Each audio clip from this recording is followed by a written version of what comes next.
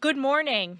Democrat one-party rule in Washington has created crisis after crisis for the American people. And Republicans have a commitment to America to help save our country on behalf of the hardworking families. The proof is in the latest polling. I want to show you all the latest NBC poll that shows that voters trust Republicans more than Democrats to address America's crime crisis, economic crisis, and our historic border crisis by double digits. Border security, Republicans lead with 36 points. Crime, GOP plus 23. Immigration, GOP plus 19. Economy, GOP plus 19. Cost of living, GOP plus 14. Protecting rights, GOP plus 9.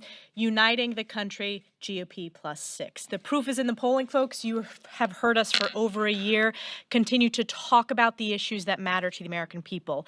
House Republicans have been disciplined and unified in exposing Joe Biden and House Democrats' failed leadership. And it is clear right here that the American people are listening. Instead of providing meaningful solutions to these countless crises, Joe Biden instead went on 60 Minutes this weekend and downplayed America's inflation crisis. And we all know America's inflation is near a 40-year high. This type of rhetoric is not only reckless, it is woefully out of touch to the families in my district and across America who are experiencing the realities of Joe Biden's failed agenda and are struggling to buy groceries and heat their homes as we head toward this winter. Americans cannot afford another year of failed far-left Democrat rule in Washington. This week, House Republicans will be unveiling our commitment to America in Pittsburgh, Pennsylvania, where we will outline our Republican solutions to Joe Biden and House Democrats' crises that they created. We are focused on an economy that is strong, a nation that is safe, a future that is built on freedom, and a government that is accountable. In 49 days, Republicans will earn back the People's House, fire lame duck Speaker Nancy Pelosi once and for all, and fight for policies that put hardworking Americans first. And with that, I want to yield to my colleague Marionette Miller Meeks, who has been a tremendous member on behalf of her constituents in Iowa. Marionette. Thank you so much, Representative Stefanik. Inflation is crushing Iowans and the American people. And it's not just gas prices. The price of groceries and school supplies continue to rise, hurting our families just as children are going back to school. But instead of addressing the rising cost of everyday goods, Democrats in the Biden administration continue to push for more legislation that will make these problems worse. The Inflation Reduction Act, which I like to call the Income Reduction Act, did nothing to help Iowans who are struggling to make ends meet. Instead, several $100 billion will be spent to fund partisan pet projects like doubling the size of the IRS. And less than 2 weeks after the Income Reduction Act was signed into law, President Biden announced his student loan forgiveness plan, which will cost hard-working Iowans and Americans even more. We need to increase domestic energy production to lower energy prices and curb our dependence on other nations, and we need to enact policies that allow Americans to keep more of their hard-earned paychecks. Inflation, unlike what you saw this weekend on 60 Minutes, where it was poo-pooed and downplayed, inflation is an issue every single American is facing right now. And the Biden administration has made it abundantly clear that fixing the problem is not a priority. Thank you, and I will now yield to Representative Tony Gonzalez from Texas. Thank you, Marionette. You know, I've never been to Martha's Vineyard, but I have been to Del Rio, I have been to Eagle Pass, and I have been to El Paso, just like many of my Republican colleagues. Elise Stefanik and Kevin McCarthy, we were just in Eagle Pass not too long ago. Our whip, Steve Scalise, was down in the RGV not too long ago. Many of our Republican colleagues have been to the border over and over again. Who hasn't been to the border is our Democratic colleagues. And I think we've all seen that this House Democrat leadership has failed America. People are no longer safe. People in my district no longer feel safe. Last night in El Paso, there were children, small children, that had to sleep out in the streets. Does that seem like a safe America to you? Last week in Eagle Pass, there were children, small children, regardless of their legal status, small children that drowned in the river in Eagle Pass. Last year in Del Rio, there were tens of thousands, over 10,000 Haitians under a bridge. Nothing has changed with this failed House Democrat leadership. House Republicans, we have a plan. This commitment to America that we're going to roll out here on Friday is our plan to end catch and release, to make sure that there's technology at the border. Those 53 migrants that were found cooked to death in a truck in my district, that could have been prevented if there was leadership that invested in technology along the border. House Republicans are committed to that. We will continue to highlight the horrific actions that are happening on the border. What you'll find is House Republicans continue to talk about it while House Democrats fail America and fail to keep us safe. With that, I'd like to turn over to our whip, Steve Scalise.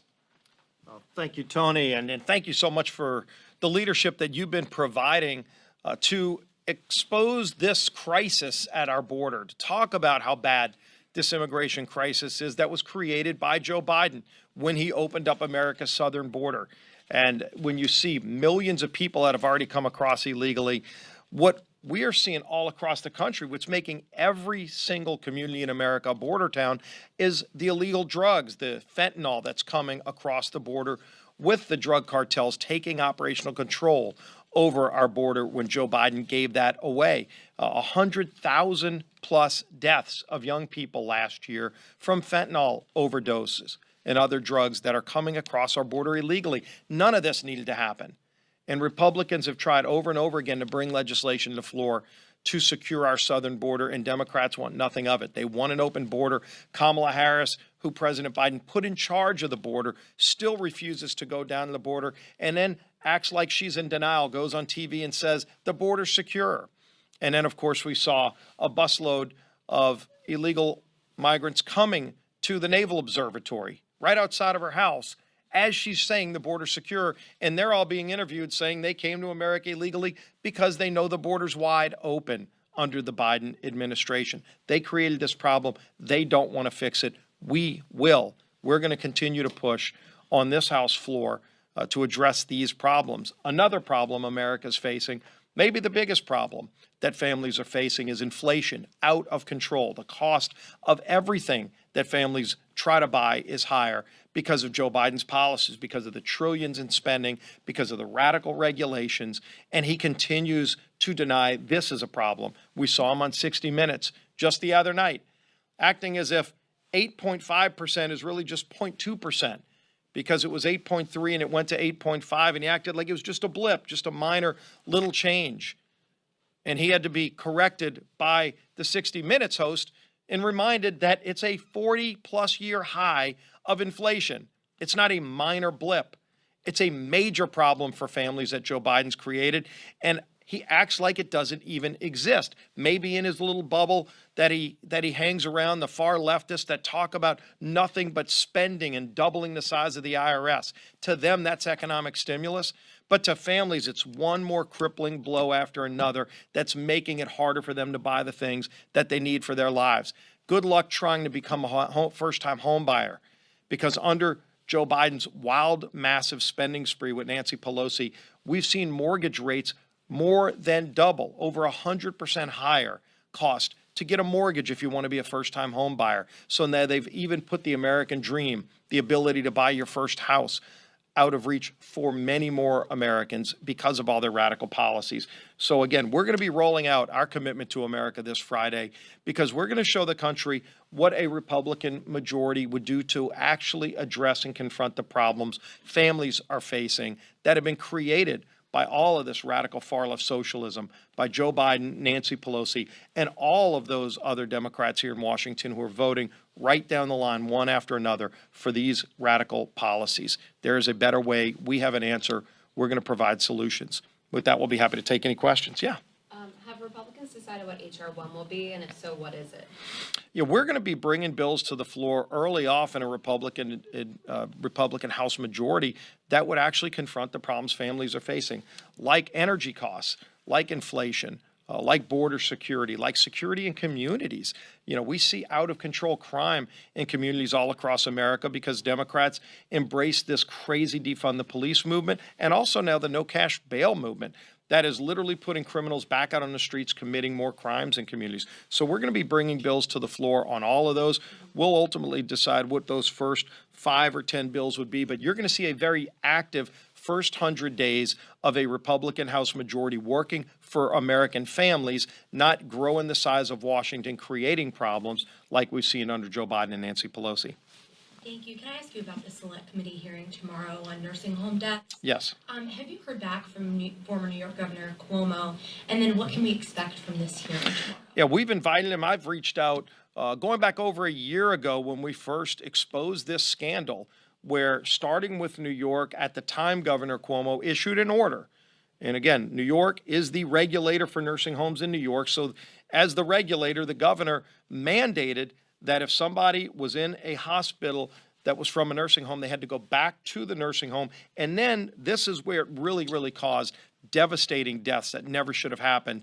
He mandated that the nursing homes cannot test people for COVID. So he blocked them from testing for COVID, made them take people who were COVID positive back from hospitals into a nursing home environment, even if they didn't have the ability to separate COVID positive from non-COVID patients. And we saw thousands and thousands of deaths in nursing homes that never should have happened, a national scandal.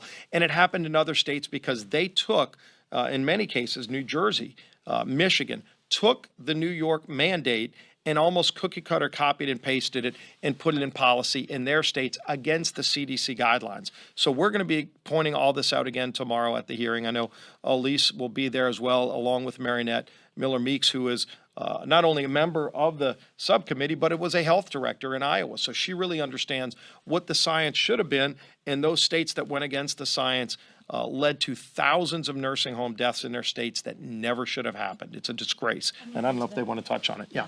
I just want to add, as representative from the state of New York, I've spoken to constituents directly who have lost their loved ones because of the fatal and illegal executive order that Governor Cuomo put out. But I also want to point out, we know Governor Cuomo was the worst governor in America, but his sitting lieutenant governor, Kathy Hochul, she also needs to be held accountable for this. She promised nursing home family members that they would have a fulsome investigation. She has failed on that promise. This is one of many reasons why she is bottoming out in terms of her approval ratings. And certainly my constituents, who these are very tragic stories, these are heartfelt, really cries out for your elected officials to make sure this never happens again. Our sitting governor has absolutely failed the people of New York, and I look forward to attending as a member. Even though I'm not on the select committee, I intend to ask questions on behalf of my constituents.